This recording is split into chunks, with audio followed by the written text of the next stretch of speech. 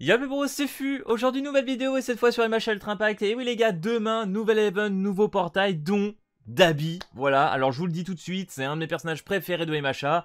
Déjà, au niveau de l'histoire, je le kiffe bien comme il faut. Et en plus, Théma, le cara design du perso, il est insane. Franchement, le Dabi, je le kiffe trop. Quand il est arrivé sur The Strongest Hero, j'ai juste réinstallé juste pour invoquer pour lui, voilà.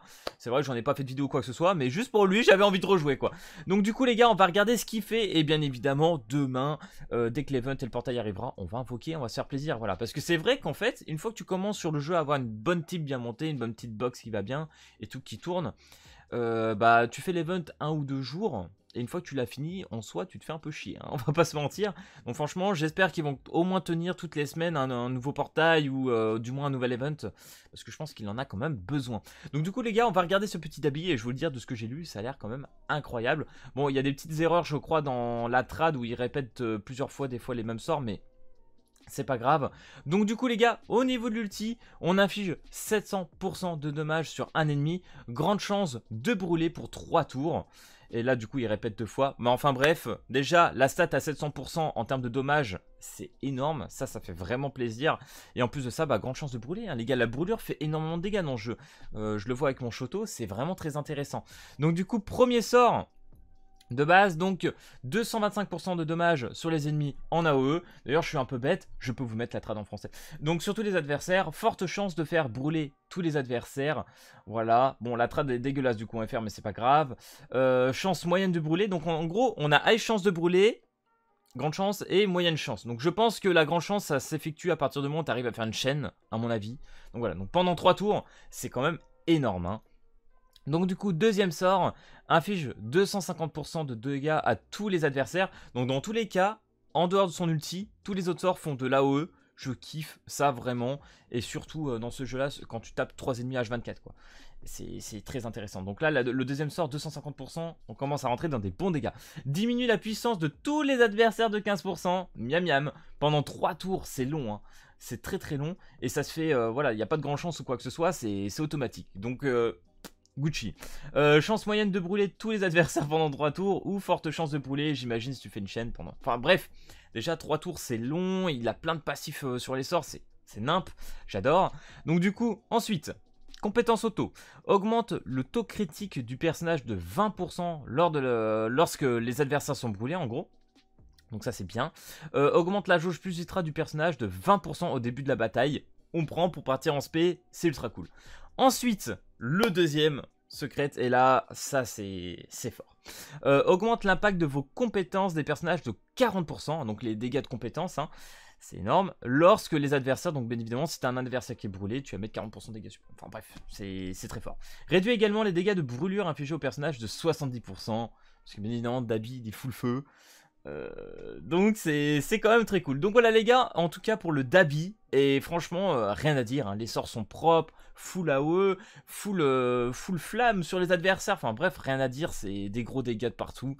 Dabi ça a l'air goat, surtout qu'en ce moment j'ai quand même les 2 versions de Shigaraki en UR, j'ai Overall, j'ai pas mal de vilains, donc il y a moyen qu'on cale une petite team vilain, et pourquoi pas faire une petite compo PVP à vous présenter en vidéo, ça peut être intéressant. Donc du coup les gars, on va passer au Shigaraki, et pareil, hein, t'es mal l'éveil du Shigaraki, il est nimp. Donc du coup les gars, au niveau de l'ultimate, nous avons un Shigaraki qui inflige 500% de dégâts, donc c'est pas énorme, mais faut pas oublier que c'est un SR, c'est normal. Médium chance de causer fear. Alors, du coup, bon bah là j'ai perdu ma trad en FR, c'est pas grave. Donc en gros les gars, apparemment, le système de peur, ça permettrait d'éviter aux ennemis de taper. Ça serait incroyable. Surtout que ça dure 2 tours. Donc pendant 2 tours, l'adversaire ne pourrait pas taper. Je trouve ça vraiment fort. Et en tout cas aussi, vous avez grande chance de causer peur si l'ennemi est de type rouge. Voilà. Donc ça, au moins c'est dit. Contre les teams rouges, Shigaraki, il a l'air quand même bien costaud. Ensuite, premier sort, on affiche 250% de dégâts, tout simplement, avec faible chance de causer fear. Donc c'est sur un ennemi, ok, ou grande chance de causer fear si l'ennemi est de type rouge, ok. Donc franchement les gars, ce Shigaraki, si tu vois qu'en PVP, t'as pas mal de personnages rouges en face, eh bah hésite pas à jouer ce petit Shigaraki, voilà, vraiment ça peut être très intéressant. Ensuite, deuxième sort, diminue l'adversaire, ok. La défense adverse de 25% pendant 3 tours, c'est pas mal. Et aussi diminue le critical rate de 30% pour 3 tours. Alors d'ailleurs, ça me fait penser que ce Shigaraki, je pourrais le jouer sur mon Shoto. Non, pas mon Shoto, mon Bakugo. Ça pourrait être très intéressant parce que mon Bakugo avec son ultimate met plus de dégâts si l'adversaire perd en crit tout simplement. En chance de crit. Donc c'est très intéressant. Bon, dommage que ça soit sur un seul ennemi. Mais ok. Franchement, deuxième sort aussi, il est très cool. Augmente le critical rate des vilains. League of Villains, bien évidemment, de 20%. Ok, ça c'est cool.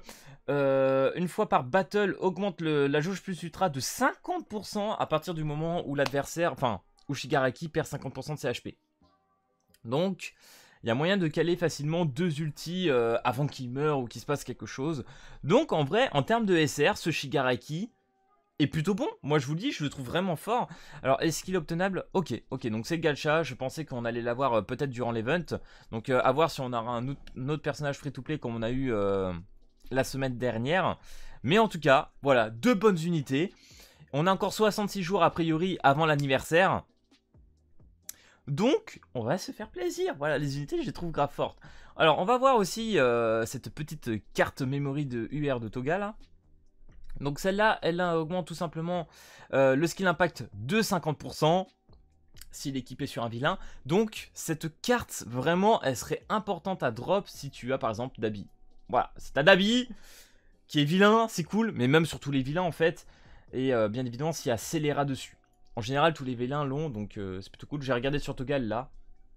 Même Shigaraki, donc cette carte va être vraiment sympa.